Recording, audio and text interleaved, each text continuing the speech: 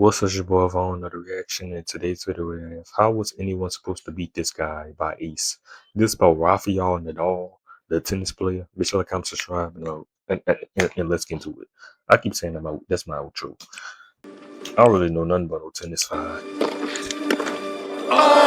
Rafael Oh my god. Nadal might be the final boss in all sports. Most dominant athletes have an off year. Tiger Woods went 11 years without a major. Michael Jordan retired twice. Tom Brady lost 13 playoff games. Federer had 2013. Djokovic had 2017. Every all-time great has a season where the magic just isn't there. But not the man from Spain. Rafael Nadal played 116 matches at Roland Garros. He only lost 4. Damn, so he the GOAT?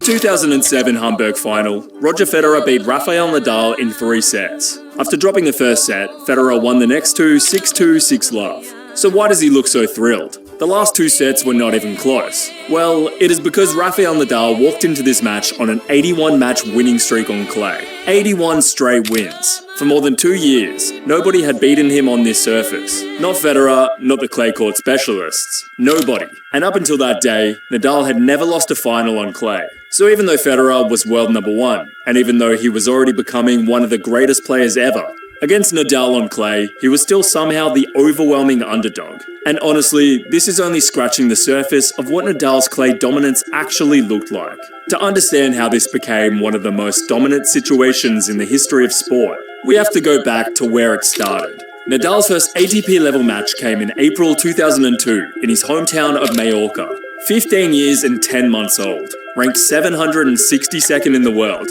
playing the world number 81. So this was not some soft introduction. This was a 15-year-old kid still years away from becoming the version of Nadal we know now, playing a proper top 100 professional. He won 6-4, 6-4. He lost the next round, but the warning sign was there. Then 2003 happened. He started the year ranked outside the top 200. By April, he qualified into Monte Carlo, and there he beat Albert Costa, the reigning French Open champion, which means a 16-year-old qualifier, just barely inside the top 100, beat a man who had won the biggest clay title in the sport the year prior. A month later in Hamburg, he beat Carlos Moya, world number 4, former French Open champion, fellow Spaniard, and one of the players Nadal had grown up idolizing. And this is the part that gets lost when we talk about Nadal now, because we remember the legend, the 14 French Opens, the sleeveless shirts, the forehand, the intensity. But before Nadal became the final boss, he was a 16-year-old beating up grown men on a random Tuesday. And not just any grown men, Grand Slam champions, top 5 players. Because I know niggas talk about Nadal and Djokovic. I'm sure how you say his name. Like, son, this nigga might be my GOAT. This nigga the GOAT for me. The way you making this nigga sound.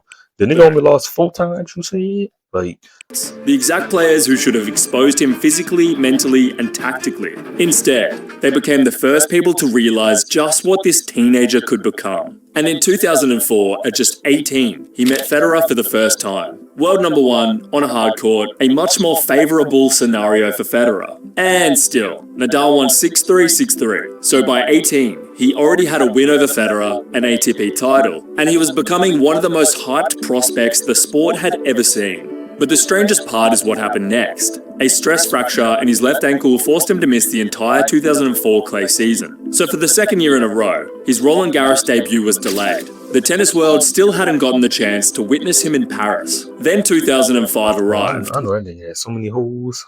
And this was the year Nadal showed the world the upper limits of clay court tennis. He started the season ranked 51 in the world. He ended at world number 2. He won 11 titles, 8 of them on clay. He finished 79 and 10, still the most wins by a teenager in an ATP season. And finally, he had his chance at Roland Garros. For most players, Roland Garros is a tournament you spend years trying to figure out. The slow court, the bad bounces, the heavy conditions, the 5-set grind. It is a tournament that can make even great players look uncomfortable.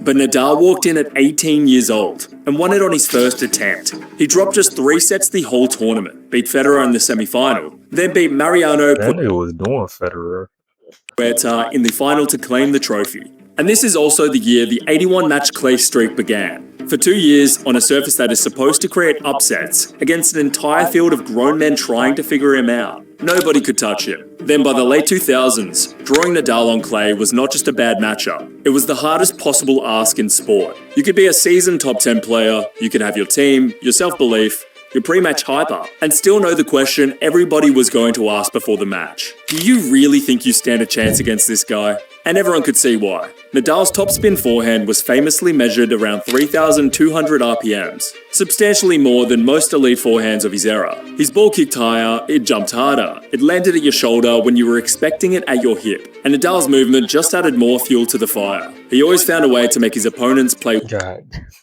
How the fuck niggas not tearing their ACL doing this shit? Like, yeah, man, my ass hit a fucking split and break my shit. Like, one more shot. So opponents felt like what type of shoes them niggas got to be gripping on clay? Hurt him early. They had to redline. They had to take risks they would not take against anyone else. Because once the point became a physical battle, it started moving in Nadal's direction. And in some years, this dominance reached a level that is almost hard to process. Because in 4 separate years, Nadal won Roland Garros without dropping a single set the entire tournament. 4 different versions of Nadal, 4 different eras of the tour. Same result. And in the 2008 final, he played Federer, world number 1 at the time, on one of the most dominant runs the sport had ever seen. The final score, 6-1, 6-3, 6-love. Federer won just 4 games in a Grand Slam final. It was the worst defeat Roger Federer ever suffered in a major. Then 2020 came along. October conditions, heavier balls, colder air, everything that was supposed to make life harder for him. He went through the entire tournament again without dropping a single set. That boy got a Richard Mille on his wrist, so what the fuck? Final was against Djokovic, the world number 1, undefeated that year. And it took Djokovic 54 minutes to win a single game. That boy beat this nigga ass with a Richard Mille on. Nah, he cold. He cold. The first set ended 6-love and Djokovic won just 7 games the entire match. It was the worst defeat of Novak Djokovic's career in a Grand Slam final. But the King of Clay was not completely unbreakable. 4 times in 20 years. So somebody must have found a way. And the first man to do it was Robin Soderling in 2009. By that point, Nadal had won Roland Garros 4 years in a row, which was already the second most Roland Garros trophies in the Open era. Then Soderling walked into the 4th round and did something most players thought was impossible. So who the current nigga that run tennis right now?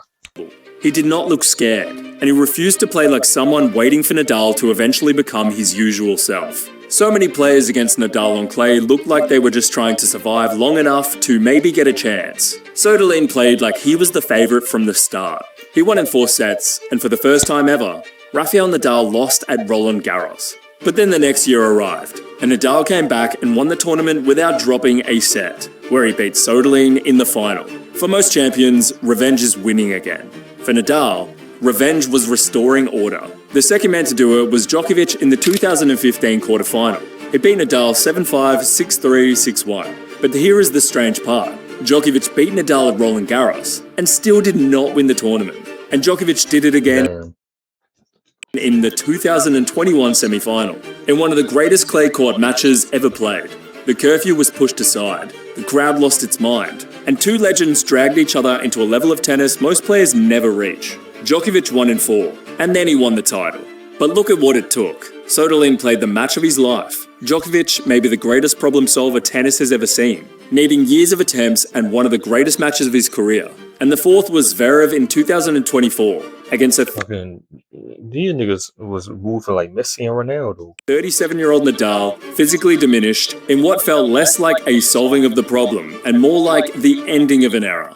4 losses in 20 years. The exceptions existed, but they only made the rule look crazier. There are dominant athletes in this nigga playing with a Richard Mille on, bro. Every sport. Michael Jordan in the finals, 6-0. Floyd Mayweather, 50-0. Usain Bolt in the 100 meters, Tiger Woods on Sunday, Simone Biles in gymnastics. But most of those examples are about an athlete being better than everyone else.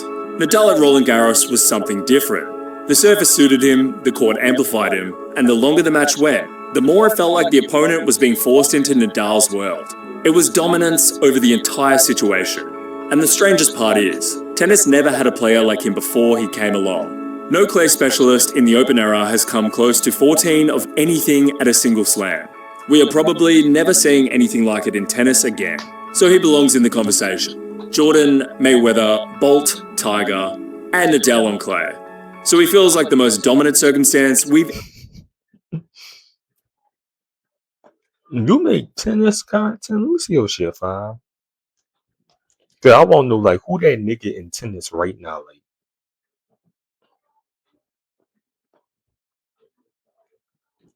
this about tennis, he needs to be stopped.